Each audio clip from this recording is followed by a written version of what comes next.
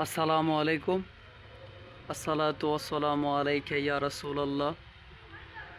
আসসালাতু ওয়াসসালামু আলাইকা ইয়া হাবিবাল্লাহ সাল্লাল্লাহু আলাইহি ওয়াসাল্লাম।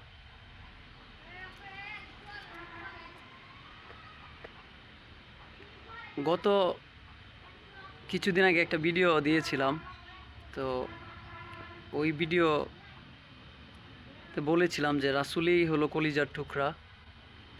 তো আমি একটা কথা বলি যে মূর্খতা হলো ক্ষুধার কারাগার, জ্ঞান হলো ক্ষুধার সূর্যপথ।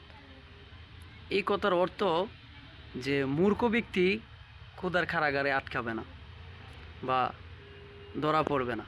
এটা বলা হয়েছে যে শিক্ষিত হয়ে যারা মূর্খের মতো কাজ করবে, এই কথাটা তাদের জন্য, যে তারা ক্ষুধার কারাগারে গ্রেফতার হবে। তো আমরা পাপী বান্দা, আমাদের গুনাহ থাকবে, এটাই স্বাভাবিক, এবং আল্লাহর কাছে তওবা করতে হবে আমাদের গুনার জন্য। কিন্তু আল্লাহ তাআলা কোরআনে সাবধান করে দিয়েছেন রাসূলের ব্যাপারে, যে রাসূলের শানে যেন বেয়াদবি না হয়।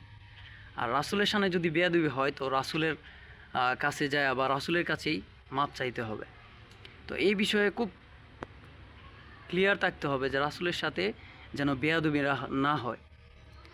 তো রাসূলের সাথে বেয়াদবি হলে দুনিয়ায় গজব, আখিরাতে গজব, এটা কোরআন বলে।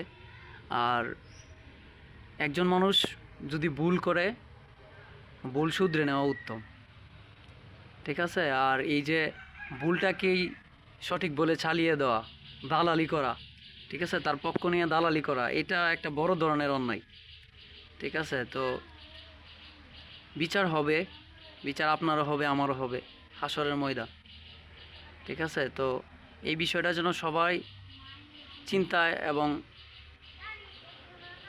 বিচারে থাকে, যে রাসূলের সাথে যেন বেয়াদবি না হয়। রাসূলের সাথে বেয়াদবি হলে দুনিয়ায় লাঞ্ছিত হবে, শুধু সময়ের ব্যাপার, ঠিক আছে? তো এই বিষয়টা সকলেই মাথায় রাখবেন। ধন্যবাদ সবাইকে।